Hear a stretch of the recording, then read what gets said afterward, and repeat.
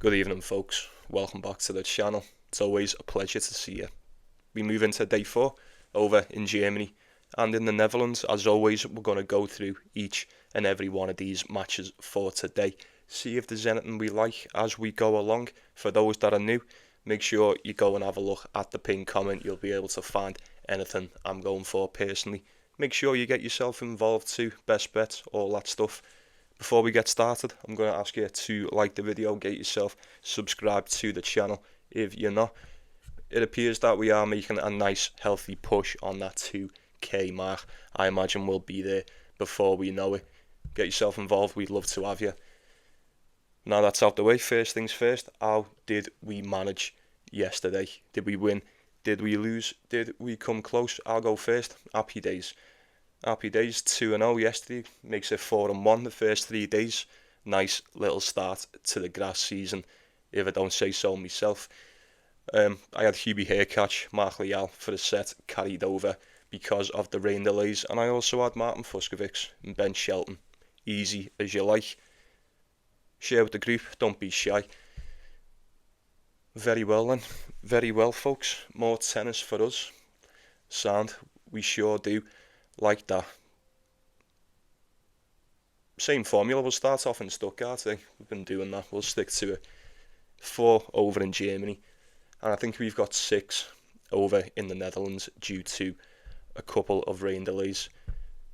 But we'll waste no more time. First off, we've got Alex Michelsen and Justin Engel. Is this one as easy as it looks? Because I don't know if my eyes are playing tricks on me, they're most definitely not. But I've got Alex Michelsen at 1.15.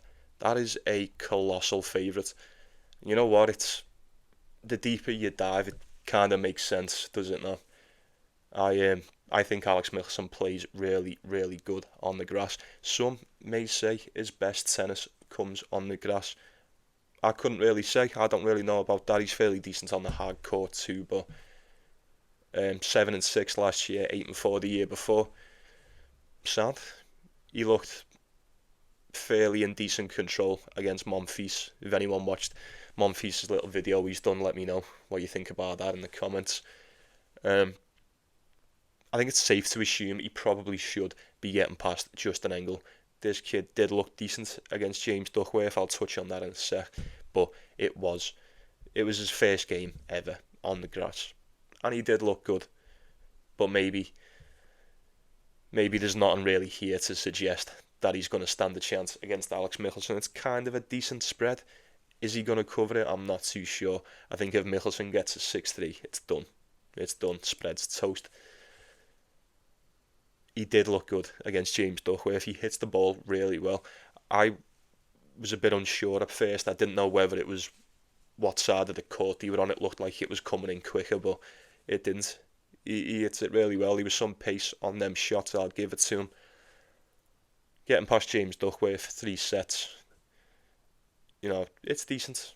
Fair play to the kid playing at home. He's only 17 as well, you know. One to keep an eye on for the future, no doubt. But then bumping into Alex Michelsen. More than proven on the surface. We know what we're going to get on the day, providing he's fit. I can only look at this as an Alex Michelsen win. Regarding a bet, I mean, that price there, 1.14, that's crazy. That is crazy. I don't know what you're going to do with that. I'm sure the spread's 4.5. I think he does it, you know. I do. I think it'll be quite the step up for the young lad here. And there'll be no shame in getting beat here, you know, 17. You've got a lot of time. A lot of time to work, haven't you? I do think we'll see the sheer levels in this one. Michelsen in straight sets only like 1.5, 1.6. I don't know. You let me know what you're doing on that one. You pay your money and you take your choice. And we'll crack on with Zverev and current Moutet. It's a shame, innit? It's a shame Chapo let me down the other day. It's the only one. I had him in Moutet. It's the only loss I've had. I'd have been on a nice, perfect 5-0 if it weren't for that son of a bitch. But it's alright, and I'll let him off with that one. Moutet looked fairly decent against Fabio Fognini. He did drop us. Did he drop? He drop the set. I couldn't remember whether he did. Didn't know whether I dreamt it or not. He probably shouldn't have done, but he most definitely did. Don't really know how I feel about that. Coming up against Zverev on the grass, over in Germany too.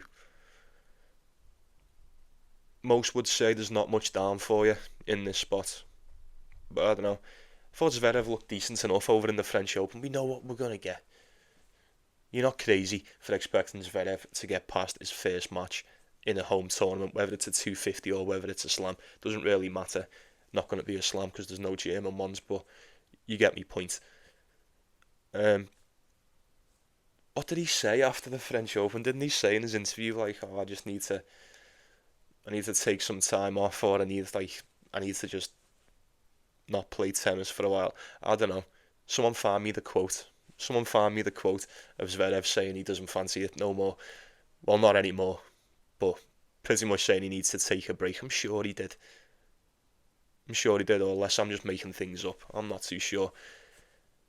But regardless, it probably shouldn't make a difference in this one. I suppose we all have them days, don't we? Oh, can't be asked going into work. Oh, I've got to play tennis again. Can't be asked. There's worse problems to have. He's probably woke up the next day and went, oh yeah, you know what, fuck it. It is what it is. I'm fully expecting him to get past Moutet over in Stuttgart. No doubt about it. These have played each other once before. Yeah, 5 years ago. Ultimate Tennis Showdown. Means nothing to me. Big spread. Big dog for Moutet. 8-1. 7-1. 8-1 dog. More or less. Roundabout. Depending where you are. Take him on the points. Do you think he can keep it close? I don't know. I wouldn't be fucking with this one. I wouldn't be messing around with this.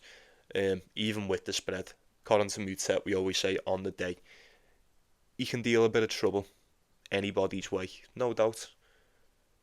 But Zverev, I mean, Moutet, he's fairly decent on the grass. Well, decent enough, but he's nowhere near as good or as trustworthy as the German in this spot.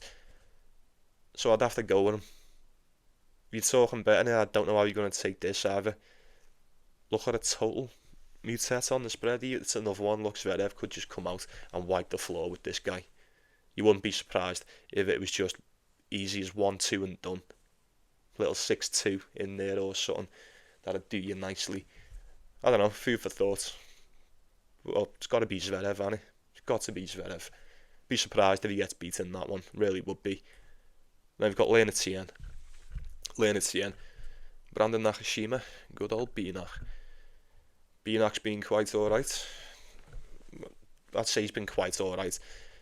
Maybe not as of late. He's been quite alright this year. 17 and 16. It's not too bad. 15 and 13 for Tien. 1-0 on the grass for the pair of them. Obviously winning the first round matches over in Stuttgart. Binach got it done against Jacob Fernley. Did drop that first set. Managed to come back and get a rather convincing victory. Tien, can you believe Nishioka pulled out of that match? Again, another one. What are you doing, man? What are you doing? I was only joking in the last video when I said, like, what the fuck's going on? Like, why does he keep turning up? But serious talk now, folks. Like, what is going on with this guy? Why'd you... It's such a shame, innit? It's such a shame because he clearly wants to play, but whatever happens continues to happen with Nishioka. I'm probably not that surprised at this point. I'm not surprised he didn't get past the full match with Tien. Did he win a set? He won the first set as well. He won a tiebreaker. It was 2 tiebreakers, was it not? Yeah. A tiebreaker each, and then he must have lost that second set tiebreaker and went, fuck this. Fuck this, I'm getting off. I'm going home, getting an early bath and going to bed. Do we think Tien gets past Binach? I probably wouldn't have thought so. I'd say we're still gambling on the unknown when it comes to Tien. How good is he going to end up being on the grass? Binach, I think it's safe to say we know what we're going to get. Providing he turns up, plays a solid game. If he plays the way he did against Jacob Fernley, I would imagine he gets it done against Tien. It's quite a steep price, 1.3, 1.4 roundabout. I don't know. I think he's a big favourite for a reason. I do. 2 of the Americans going at it on the grass. I do think Binach is a bit more accomplished on this surface. Well, it's a fact. He's more accomplished on this surface. I don't know with Tien. He's played 1 game in his entire career. It ain't enough. And that 1 game was 2 tiebreakers and a retirement in the third, so we talk about small sample sizes, then what is that? It would have to be Brandon Nakashima in this one. I think he's probably the wise pick, probably the wise choice, in my opinion. I haven't seen anything from Tien to suggest he's gonna take on Binach, but I do respect his game. He always comes to play, win or lose, and I like that about Tien. Never played each other before. Probably would have helped if they had, but it doesn't really matter. I am expecting Binach to get that one done, even if he just edges it out based on pure experience alone. So we'll wrap it up over in Germany with, I'm not looking forward to this one. We've got Gio, Mpetshi, Perricard, and Felix, OJ, Aliassime. I imagine we're getting Felix as a slight favourite. That's right, 1.6 to 1.7, depending. Head to head is one apiece. Felix getting it done this year. Over in Hamburg, on the clay, 6-2, 6-4. And then Gio winning the first one last year over in, is that Switzerland? Austria, Switzerland? I don't know, the computer's fucked up, it's not telling me. It doesn't matter, indoor hard court anyway. 6-1 in a tiebreak. Never played each other on the grass. How is it going to go down? We've seen this surface over in Germany, man. It's so fast. It's deceivingly fast. It's making pretty much everybody's service game look premium. But with that being said, premium service games all around pretty much equals very below par return games. No one can return a fucking serve to save their life. It's mad. Giovanni and Mpetshi Perricard, although I did bet him, and I'm not proud about it, I did take him to beat Roman Safiullin in the first round. I wish I didn't, but he won. So happy days. He played so bad. It was just, I can't even say he played so bad, because the service game was like, it was fucking somewhat immaculate, you know what I mean? But if it weren't for the serve or the rest of the game, it was so bad. It was. If you can manage to win a game of tennis, even in 3 sets, as close as it was, as much as a battle it ended up being, and you can play like that and still win, what's Felix going to do?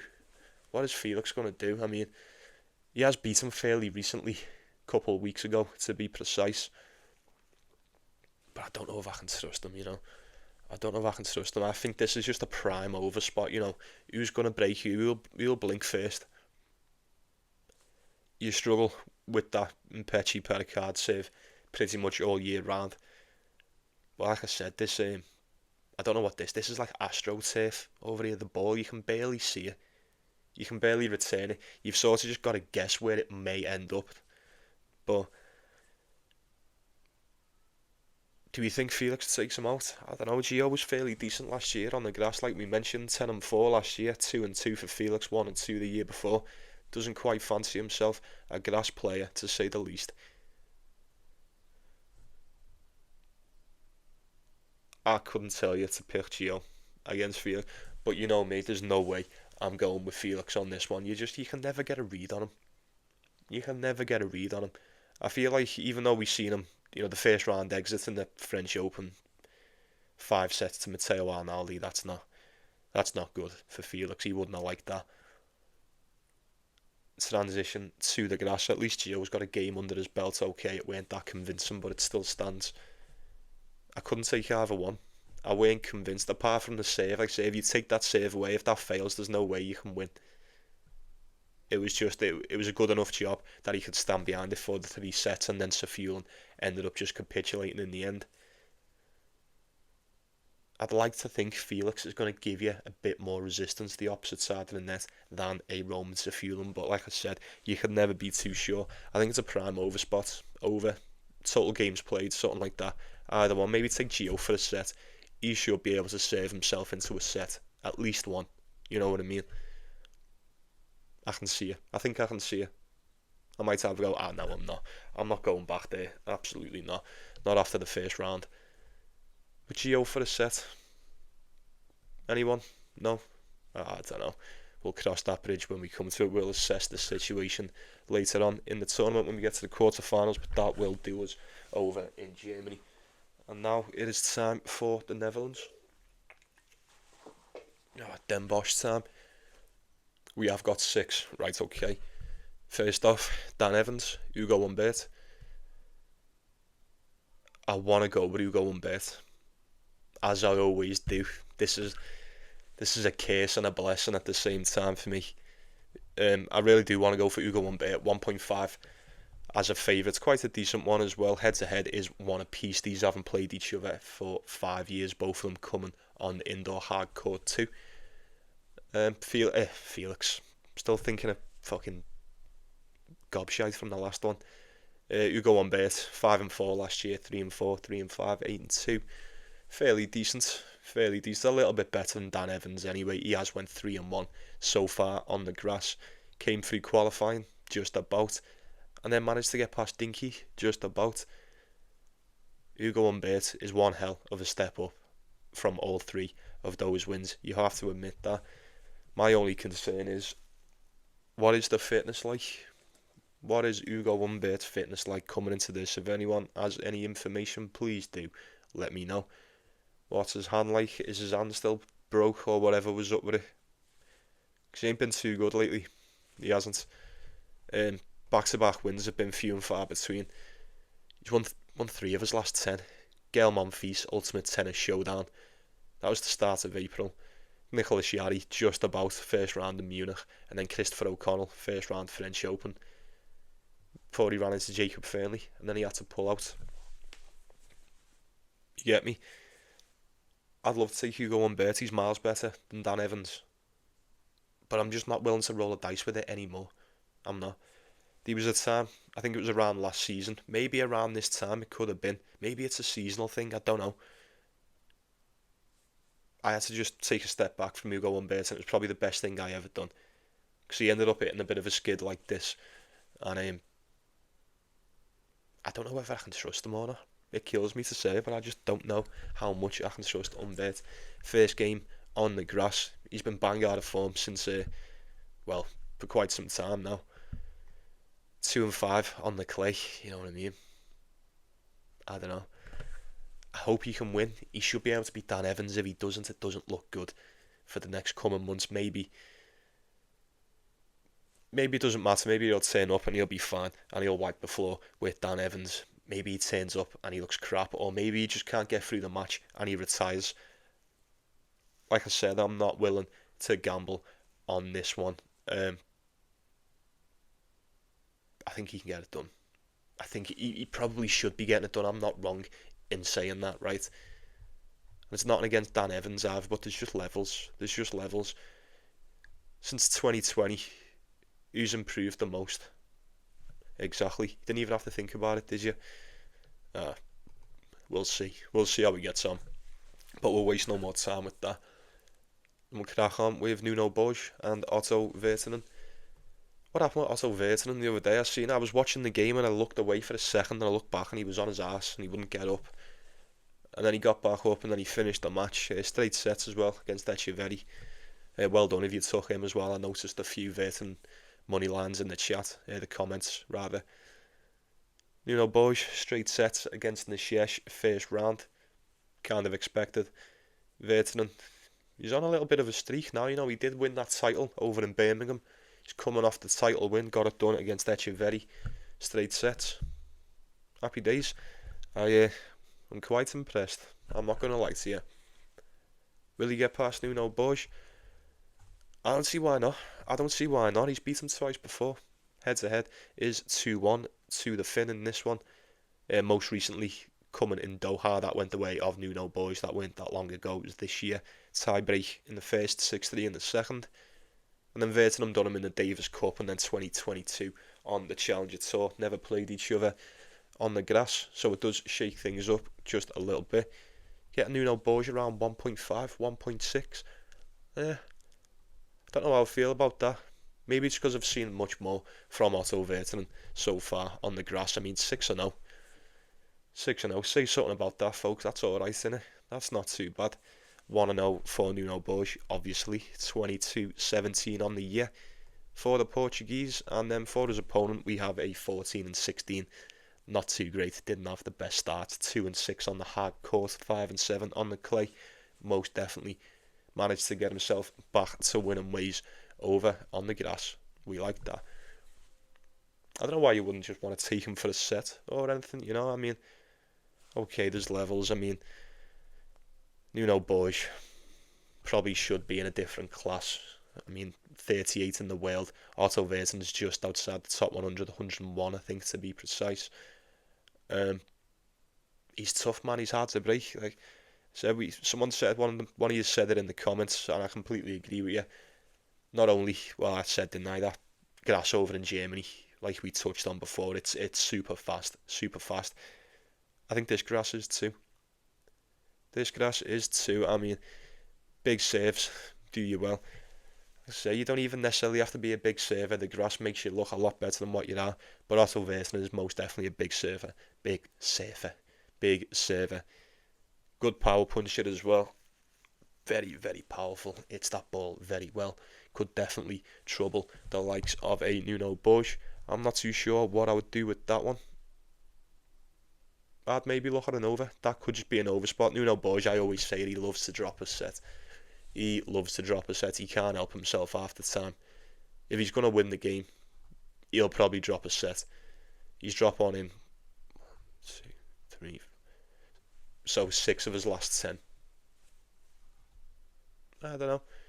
You're going to go against the current form, the current grass version of Otto Virtanen? I don't know. I'd be slightly worried if I was to do that. Maybe take him for a set. Maybe just take him on the money line. I don't know. Not that big of a dog. 2.3, I think, to be.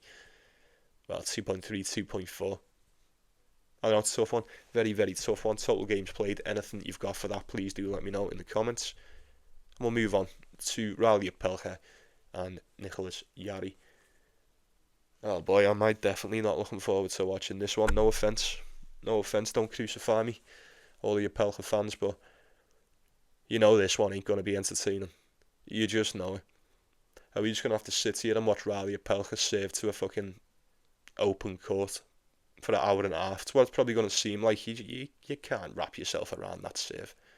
You just can't. It comes in like a fucking comet, doesn't it?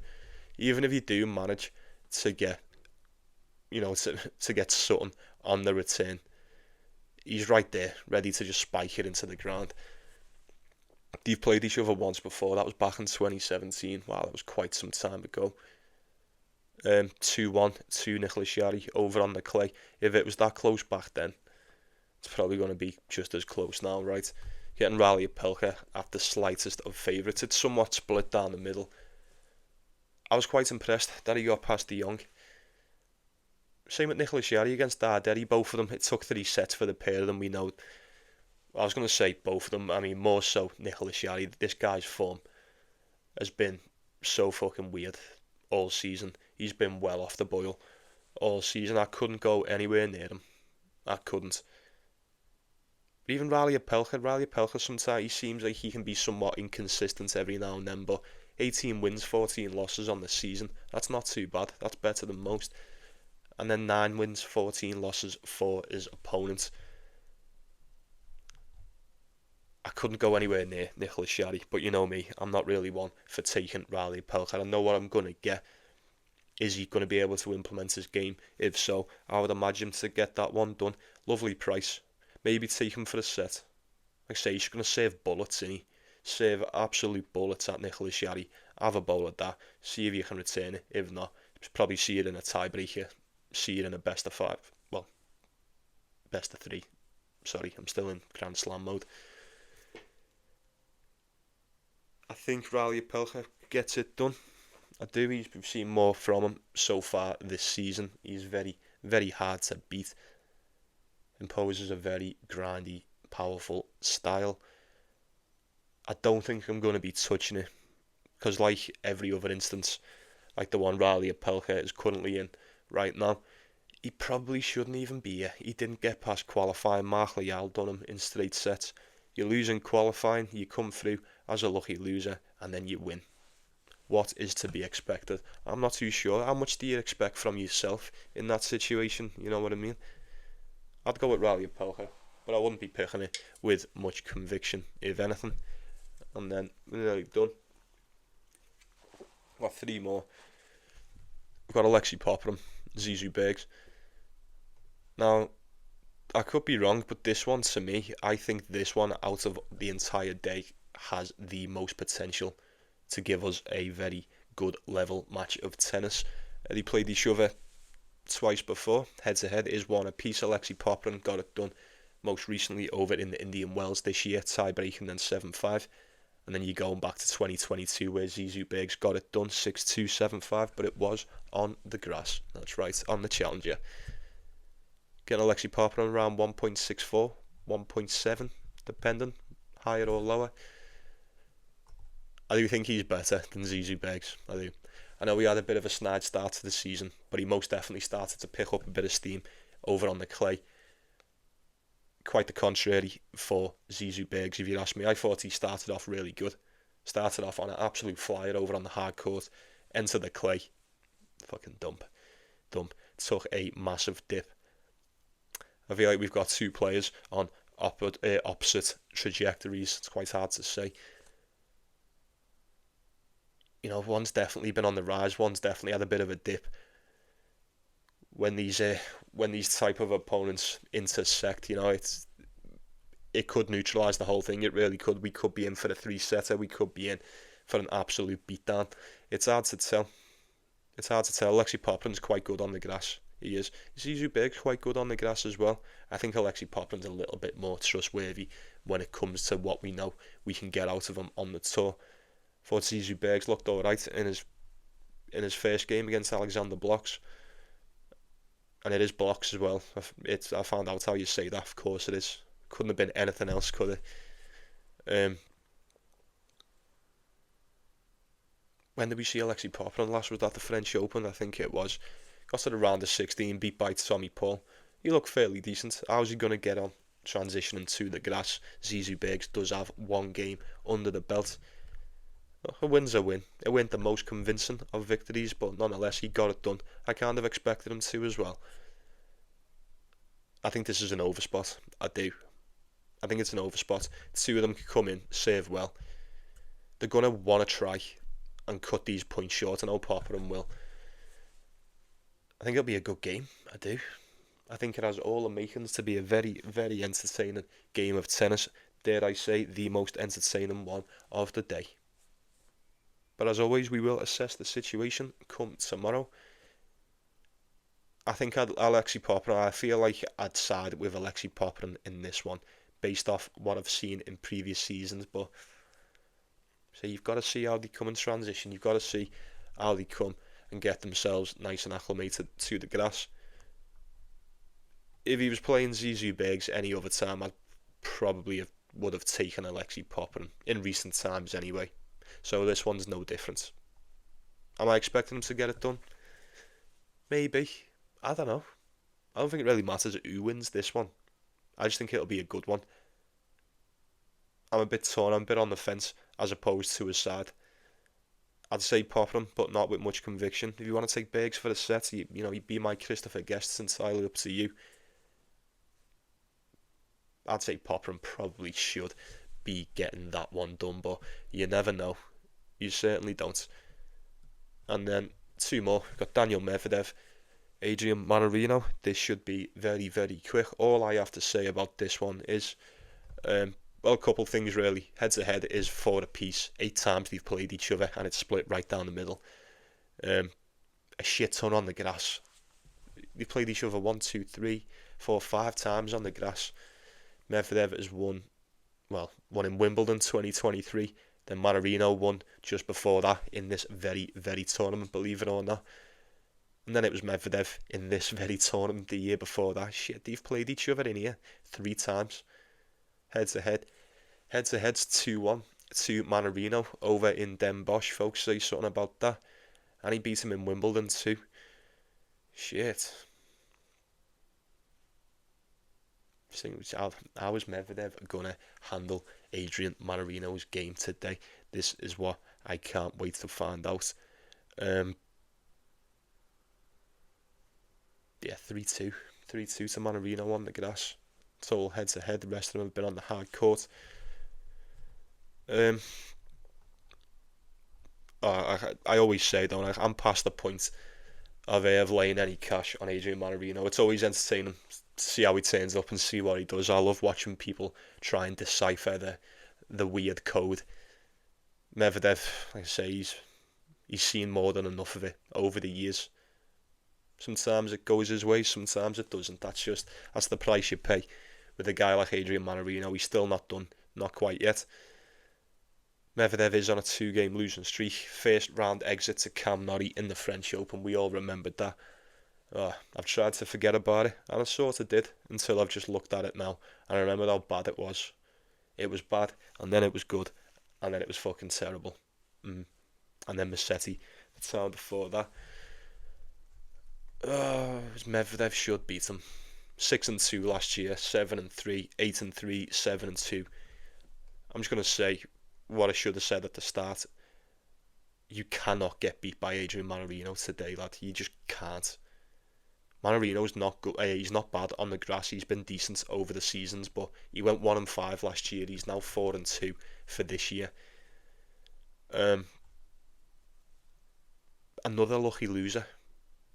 It feels quite harsh to say, but technically doesn't deserve to be here. He shouldn't be here, but he is, and he looked fantastic against Christopher O'Connell. And I told you he beat him, didn't I? Like, that's what he does.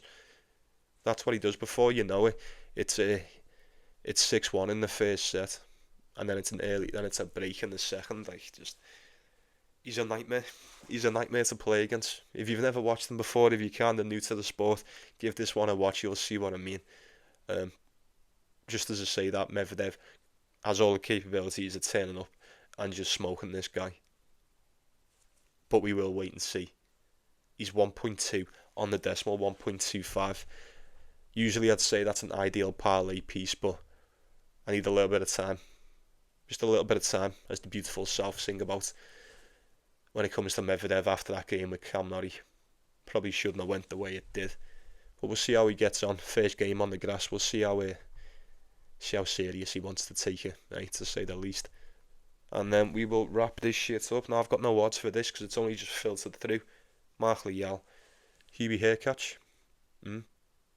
Now, there's a strong possibility we may not even get this one. I don't know how Hubie's going to hold up after that match with Mpetshi. Not like it was a grueling one. I don't know what happened to him. He just fucked himself up. He broke him. He broke serve really easy. Ended up with a medical timeout. Was limping a bit, got a bit of another one, and then just came and closed out the match. Even though he couldn't walk, he still looked rather convincing and strong enough to serve it out. Is it bad? Is it like I don't know. I have zero idea. No information at hand about that injury with Hubie haircatch. So if we get anything overnight, obviously you'll let me know. I know you will. Lajal, very impressed against Laslo Jarry. Maybe it's not saying a lot, but I think it kind of is. Odds were pretty much split right down the middle. It could have went either way. There was a lot of money coming in on the young lad overnight, and rightly so. Did you see that fella get kicked out right at the start? There was someone screaming at the end of every point. I'm sure he got kicked out. That's neither here nor there. These have never played each other before. Lajal has come through qualifying straight sets in both of their games. Straight sets against Laslo Jarry. I had a feeling he'd win. I only needed him for a set, and he ended up winning the whole game. Well done if you had him for that. He looked good, man. He looked good. Strong serve. Very nimble. Can navigate that court very well. A lot better than what Hubie can.